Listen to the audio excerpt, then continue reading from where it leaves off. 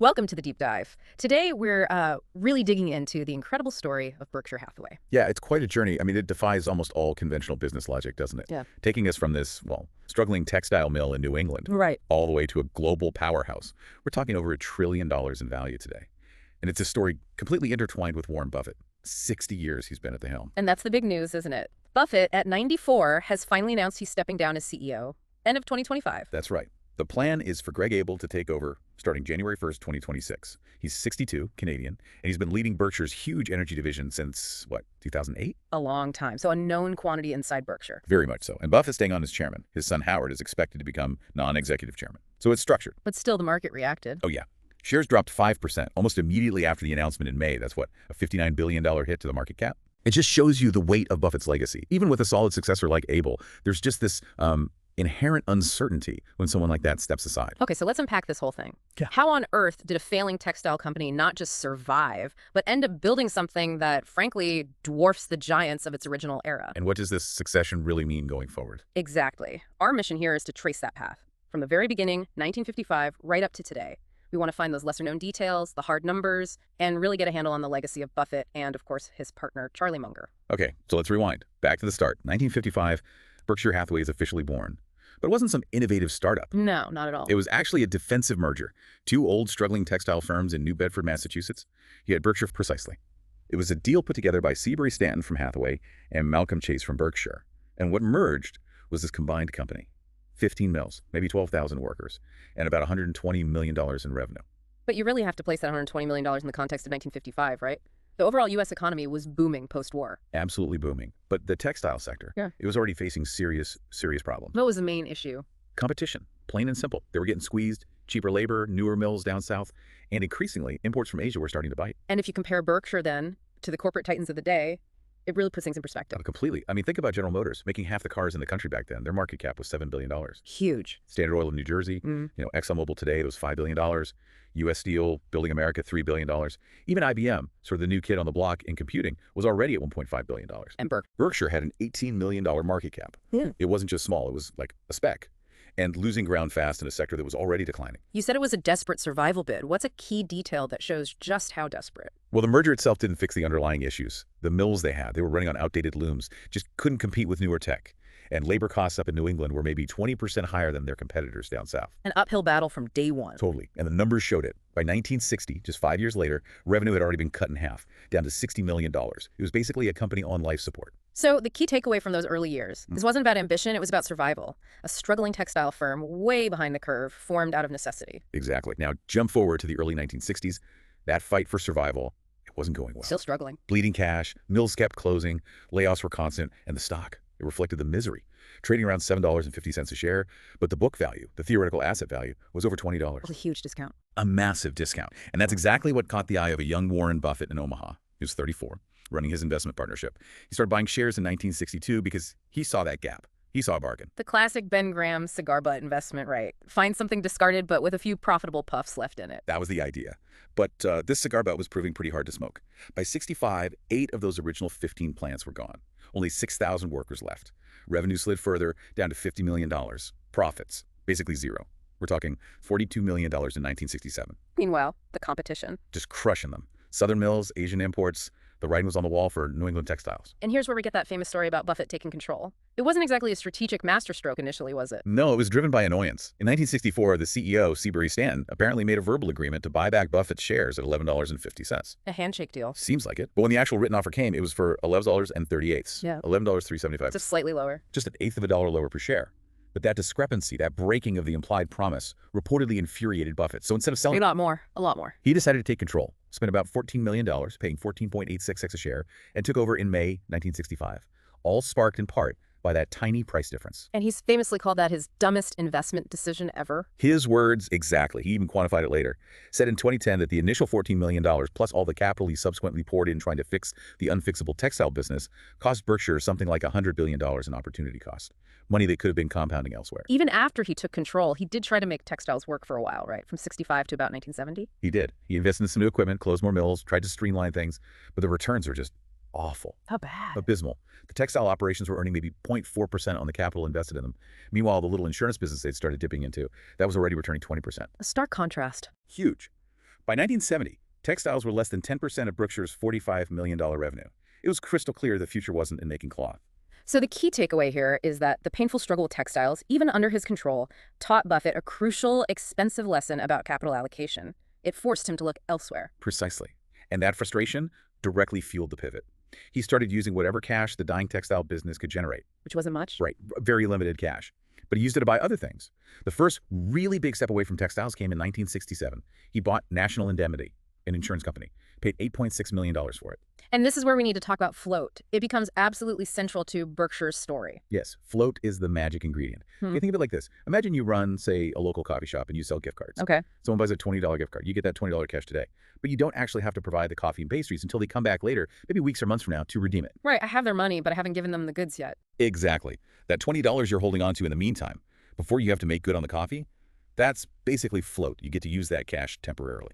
Okay, so apply that to insurance. How does it work there? Insurance companies collect premiums from people up front for coverage, car insurance, home insurance, whatever. But they only pay out claims later, if and when an accident or loss actually happens. Ah, so they get to hold on to all those premium payments. Often for years before claims come due. And they can invest that money, the float, for their own benefit during that time.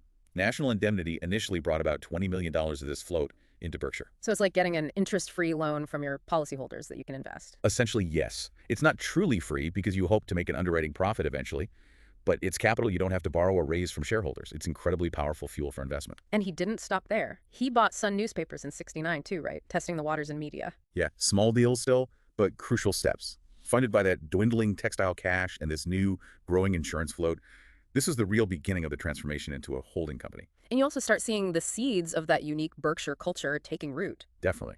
Buffett ran things incredibly lean. Tiny office in Omaha. He started writing those incredibly detailed, transparent letters to his partners, focusing relentlessly on long-term value. Remember, his earlier investment partnerships had already seen amazing returns, like 46% in 1961 alone. So the principles were already there. Absolutely. And here's a fascinating little detail. Buffett was apparently so fed up with the textile mess in 1967 that he seriously considered just selling Berkshire altogether, getting rid of it. Really? Yeah. The story goes that a local Omaha banker, Gene Abel, talked him out of it, convinced him to hold on to National Indemnity, arguing that its float was a potential goldmine. Wow. Imagine if he hadn't listened. It's incredible to think about. That decision, that advice, was pivotal. That initial $20 million in float. By 2024, it had ballooned to $150 billion. Without that float engine, Berkshire would be a completely different company. So the takeaway from this pivot phase. The textile failure forced a change. Buffett discovered the power of insurance float thanks to National Indemnity, and a crucial piece of advice kept him from abandoning the whole thing. That set the stage. Right. Every great company story seems to have that moment, that deal where the strategy really clicks into place. For Berkshire, you could argue that moment was 1972, the purchase of See's Candies. For $25 million.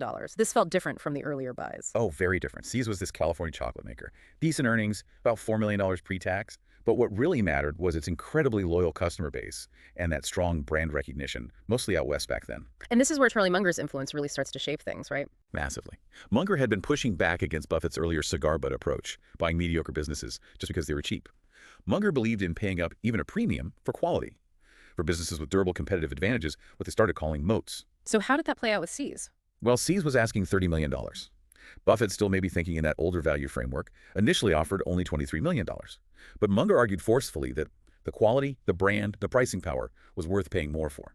They eventually compromised and settled at $25 million. And the impact of that deal? Huge. Just huge. See's proved Munger's philosophy spectacularly right. It was, as Buffett later called it, a wonderful business at a fair price. Think about this. By 2023, See's had generated something like $2 billion in cumulative pre-tax profits for Berkshire since they bought it. Wow. And crucially, it needed very little additional capital investment to do that. Its real magic was its pricing power. They found they could raise prices maybe 5% a year, almost every year, and customers barely blinked. They just kept buying the candy. That became the model, didn't it? The sign of a strong moat. Exactly. The ability to raise prices without losing business. That See's experience fundamentally shifted Berkshire's focus. They started prioritizing companies with these protective moats. Strong brands, network effects, low-cost production, things that kept competitors at bay. And that led to other major investments down the line. Directly. Think about Geico. They bought into it heavily in 1976 for $47 million when it was actually struggling. But they saw the underlying strength of the low-cost insurance model. And of course, the massive Coca-Cola investment starting in 1988 for over $1 billion. A quintessential moat business. And the engine powering these bigger bets. That growing insurance float. It hit $100 million by 1979. It gave them the firepower to move beyond small deals and start acquiring these higher quality, larger companies. You know, it's interesting that Buffett almost walked away from Seas over the price. He really did. He balked at the $30 million ask. It was Munger's persistence, his conviction about the long-term value of that brand that got the deal done at $25 million. Buffett himself gives Munger full credit, saying, "Charlie made me do it." That single acquisition, arguably driven by Munger's insight, really set Berkshire on its modern path. So the key takeaway from Seas, a pivotal moment. It validated Munger's quality over cheapness philosophy, introduced the concept of the moat, and fundamentally changed Berkshire's acquisition strategy, paving the way for decades of success. Absolutely. Yeah. And watching how they built on that decade by decade is just fascinating. It's a masterclass in compounding and capital allocation. Okay, let's walk through it. The 1960s, as we said, was about laying that groundwork. Right. You had National Indemnity in '67, bringing the first taste afloat. Illinois National Bank in '69, a solid cash generator until regulations changed. Yeah. Sun newspapers, small steps. But the performance even then was strong for the holding company structure. Book value grew about 20% a year from 65 to 69, way better than the S&P's 7%. Market cap hit $40 million. Small, but growing. And that key structural move in '69, Buffett dissolves the partnerships, gives investors Berkshire stock, ties everyone's fate together. Then the 1970s, this is where the Munger influence really takes hold. Definitely the Seas Candies decade, 1972. That sets the tone. Then the Buffalo News in '77 turned into a great local monopoly paper. Geico in '76 buying 50% for just $47 million when it was on the ropes, but recognizing the potential. That started adding serious float. And the Washington Post investment in '73 for $10.6 million. Performance stayed strong. Very strong. Book value KGR from the start through '79 was over 22% versus about 6.4% for the S&P. Market cap reached $135 million. The strategy was clearly shifting to those high-margin, durable businesses. Float hit $100 million. And that Washington Post connection was more than just financial, wasn't it? Oh, yeah.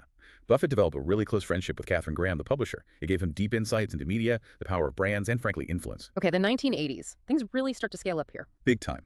This is the decade of the massive Coca-Cola bet in 1988.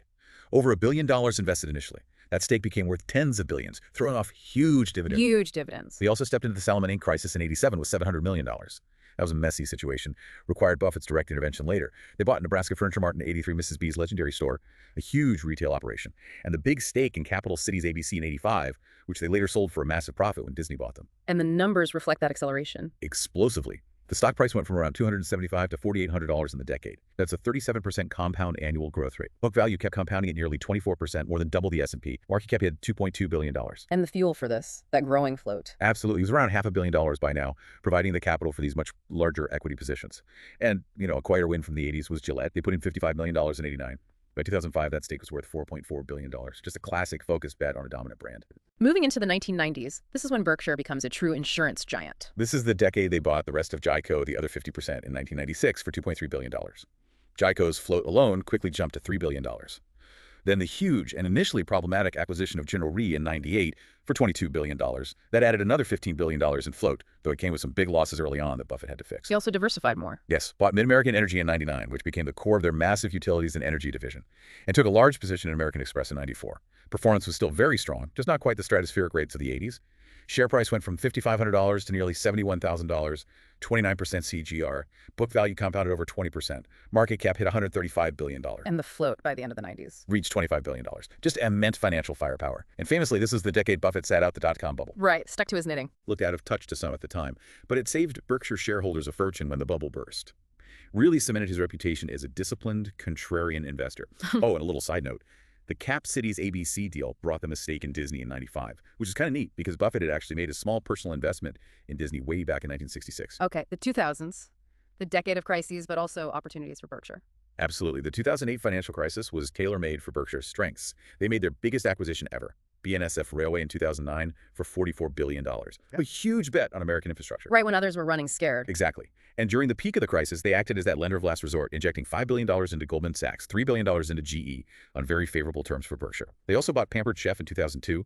Performance was solid, especially given the decade included the dot-com bust and the financial crisis. Share price CAGR was 12.6%, but that absolutely crushed the S&P 500, which was basically flat for the whole decade. Market cap reached $200 billion. So the strategy was clear. Use that massive float, now $60 billion, and their reputation to make deals no one else could when markets seized up. Precisely. And you saw smaller examples too, like that $300 million loan to Harley Davidson in '09, earning 15% interest. Just smart, opportunistic moves when capital was scarce. The 2010s. This is where we see Berkshire finally embrace big tech and also really lean into buybacks. Yeah, the monster investment in the decade was Apple. Starting in 2016, they poured $36 billion into it, getting about 5.4% of the company. That position peaked at a value of $174 billion. Just a phenomenal success, even though they trimmed it a bit later. What else? Second largest acquisition ever. Precision Cast Parts in 2016 for $37 billion. Big bet on aerospace components. That adds about $1 billion a year in earnings. Now, this decade also had some notable misses. Kraft Heinz required a big write-down, and the IDM investment was exited at a loss. So not everything worked. No, definitely not. Performance was solid, about 11.2% CAGR for the stock price, which basically tracked the strong S&P 500 during that bull market. Market cap grew to $553 billion, but the big strategic shifts were embracing tech with Apple and spending $25 billion buying back their own shares. Signaling they thought their own stock was undervalued. Right, and becoming a major tool for capital return. Yeah. Oh, and that $1 million bet on Delta Airlines in 2016, that was interesting. A contrarian move, betting on airlines years after 9/11 and crushed the industry. Which brings us to the 2020s. Massive cash, more big bets, and finally, the succession plan gets concrete. Key moves recently include building that big stake in Occidental Petroleum OXY starting in 2022. They spent about $14.6 billion, now own close to 30%. Huge energy play. And that savvy arbitrage bet on Activision Blizzard ahead of the Microsoft deal netted them about $1 billion profit on a $4.1 billion investment. And buybacks continued. Accelerated, actually. $74 billion spent buying back stock between 2018 and 2024. Performance has been strong again, 17.8% CKGR for the stock price since 2020, outpacing the S&P. Market cap now $1.11 trillion. But the defining feature now seems to be caution, right? That huge cash pile. $189 billion in cash and equivalents as of early 2025. It reflects caution, maybe a lack of compelling large-scale opportunities at prices Buffett likes, and the float engine keeps humming $150 billion now. Incredible financial strength. It is. Though it's worth noting, even Berkshire isn't perfect. One subsidiary, Clayton Homes, faced a regulatory probe in 2025 over lending practices, a rare negative headline for them. So looking across all these decades, the key takeaway is that consistent application of core principles. Buy durable businesses, leverage float, adapt the targets over time, textiles, insurance, media, consumer goods, rails, energy, tech, and just relentlessly compound capital. Build a fortress. Absolutely. And Buffett and Munger's impact goes way beyond just Berkshire's stock price. They've really shaped finance, business thinking, even policy debates. Let's start with financial markets. They basically led the value investing revolution, didn't they? That 19.8% CAGR from 65 to 23 versus the S&P's 10.2%, that speaks volumes. Their focus on intrinsic value, long-term holds, ignoring market noise. And Munger's contribution with his mental models idea, drawing wisdom from different fields to make better decisions, that's been hugely influential too. And they became almost unintentionally market stabilizers. Yeah, think about 2008, when Buffett stepped in with billions for Goldman and GE. It wasn't just a good investment for Berkshire. They made about $10 billion on those crisis deals by 2013. It sent a powerful message of confidence to a terrified market. He really did seem like an oracle then. It's funny how avoiding the tech bubble in the 90s, which looked wrong to some then, actually boosted his credibility long-term after the crash, even though he later admitted missing some big tech winners early on. Right. Their influence also spilled into the political arena. Buffett's 2011 op-ed in the New York Times. The one where he said he paid a lower tax rate than his secretary. It's exactly 17% versus her 30%. That piece directly fueled the debate on tax fairness and inspired President Obama's proposed Buffett rule for minimum taxes on high earners. And he wasn't shy about weighing in on policy, like publicly backing the TARP bank bailouts in 2008. That endorsement carried real weight. On a lighter note, you even see his local influence like back in 2009, apparently pushing hard, even involving politicians, to get Bo Pelini hired as a Nebraska football coach. Shows his stature back home. Beyond markets and policy, think about the impact on generations of investors and finance professionals. Huge. Those annual letters are practically required reading in business schools. Munger's speeches, like The Psychology of Human Misjudgment, are legendary for teaching critical thinking and avoiding behavioral biases. You see their fingerprints everywhere. Bill Ackman openly modeled Pershing Square as a kind of mini Berkshire. Mohnish Pabrai's low turnover value style is pure Buffett. Li Lu, managing billions, was directly mentored by Munger. And it's not just fund managers. Buffett mentored Tracy Britt Cool. She ran Pampered Chef for Berkshire, then started her own firm, Canbrick, explicitly using Berkshire's principles to buy and manage businesses. So the takeaway on impact is clear. It's vast. They didn't just generate returns, they changed how people think about investing, influenced policy, and mentored a whole new generation of business leaders focused on long-term value and integrity. And Berkshire itself has this unique, almost quirky corporate culture, right? Very different from most Fortune 500 companies. Oh, completely. It starts with the annual meeting in Omaha, Woodstock for capitalists. Tens of thousands of people descend on Nebraska. 40,000 by 2019. They come to listen to Buffett and Munger answer questions for 5 solid hours. Unscripted, unfiltered Q&A. Plus, you get to wander around and see products from all the subsidiaries. Sees Candies, J.I.Co., Clayton Homes, BNSF model trains. It's part folksy reunion, part intense financial seminar. With a sense of humor, too. Yeah. Remember that cartoon they showed one year, The Warrenator? Buffett is this action hero. It playfully acknowledged his tough dealmaker image. Then there are the shareholder letters. Buffett's been writing them since '77. Yeah, these incredibly long, detailed essays, often 10,000 words.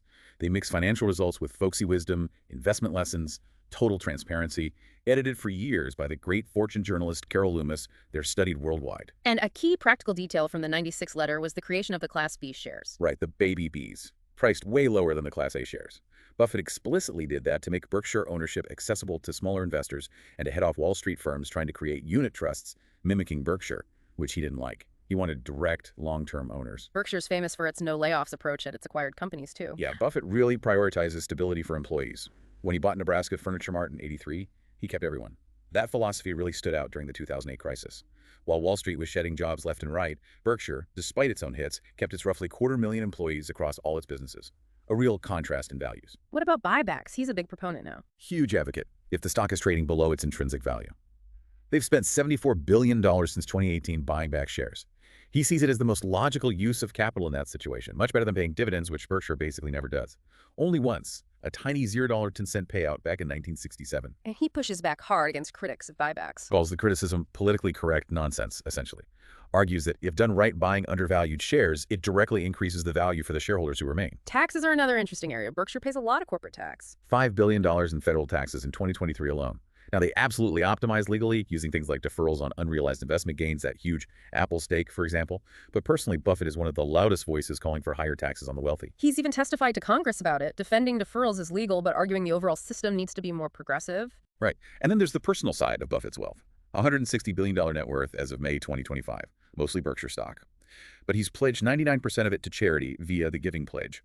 Already donated over $56 billion by 2023. And the ultimate symbol of his philosophy. He still lives in the same modest house in Omaha he bought in 1958 for $31,500. It perfectly encapsulates that focus on substance over style, which really defines the whole Berkshire culture. So the takeaway on culture, it's a direct reflection of Buffett and Munger. Independent, loyal, transparent, focused relentlessly on long-term value and integrity, not the quarterly Wall Street game. And that culture, that financial strength, has been tested severely in crises. Berkshire's ability not just to survive but often thrive during downturns is remarkable. Let's look at those key crisis leadership moments. First, 1991, the Salomon Brothers scandal. Berkshire was a major shareholder, $700 million invested. And Salomon got caught in a massive treasury bond bidding scandal. It was existential for them. Buffett didn't hesitate. He stepped in, took over as interim chairman himself. A very hands-on role for him. Extremely rare.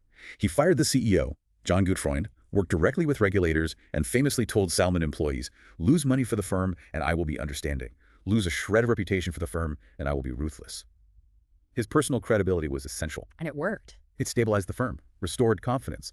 Berkshire eventually got out of the investment years later, in 1997, with a profit. It was a masterclass in crisis management, required him working 12-hour days in New York, earned him that time cover. Okay, fast forward to 2008, the global financial crisis, a much bigger systemic meltdown. Markets were imploding after Lehman failed. But Berkshire, they were sitting on a mountain of cash, about $137 billion. Positioned perfectly. Exactly. They became the financial firefighters. Buffett made those famous preferred stock investments, $5 billion into Goldman Sachs, $3 billion into GE, both struggling for confidence. They also helped finance Mars' acquisition of Wrigley for $6.5 billion. These deals weren't just profitable, they signaled stability. And he publicly backed the TARP bailout, too. Yes, lending his credibility was important. And crucially, Berkshire also bought back $2.6 billion of its own stock during the panic, showing confidence when everyone else was selling. What was the financial impact for Berkshire? Huge profits on those crisis investments, about $10 billion earned by 2013. And their core insurance businesses chugged along, generating $5.4 billion in profit even in the depths of 2009. Provided incredible stability. Oh, and another smart crisis-era deal often overlooked. $250 million into Bank of America in 2011, which made $1.5 billion by 2017. Then the most recent major shock, COVID-19, starting in 2020. Different kind of crisis. Very different. Market plunged 30% initially, Berkshire stock dropped 20%. This time, Berkshire's response felt more cautious. Right. They famously dumped all their airline stocks. Sold the entire $6 billion position. Buffett basically said the pandemic fundamentally changed the outlook for that industry long term. They did continue buying back some Berkshire stock, about $1.7 billion, but mostly they held onto their massive cash pile, kept their powder dry in the face of deep uncertainty. How did that affect results? Net profit dipped in 2020 compared to the year before, but then rebounded strongly as markets recovered, hitting $89 billion by 2024. And even in that cautious period, they made opportunistic moves, like that $4.1 billion bet on Activision Blizzard in 2022, which quickly generated a $1 billion profit when the Microsoft acquisition closed. So the pattern across these crises seems clear. Maintain a fortress balance sheet, have tons of cash, use unwavering leadership credibility, and be ready to act decisively either as a stabilizer or an opportunist. It allows them to not just survive, but often gain ground during turmoil. Exactly. So as we wrap up this deep dive, you look back, and the transformation is just breathtaking. From that dying textile mill with an $18 million value, Barely hanging on, to this $1.11 trillion global behemoth. Yeah. It's an incredible testament to the vision, the discipline, frankly, the sheer grit of Buffett and Munger over 60 remarkable years. Their legacy is undeniable. That almost 20% compound annual growth rate for 6 decades, just crushing the market averages. Yeah. And the financial fortress they've built culminating in that $189 billion cash hoard today. And now, Greg Abel steps in. He inherits arguably the strongest, most durable corporate structure in America. Which leads directly to the big question, doesn't it? Can Abel possibly replicate Buffett's unique magic, that blend of investing acumen, management philosophy, cultural leadership? What does this transition mean for the future of this truly unique company? And maybe for you listening, what lessons from this incredible saga about learning from failure, the power of patience and compounding, the importance of integrity and culture might resonate or apply in your own world? Thanks for listening to the Cognito Pod.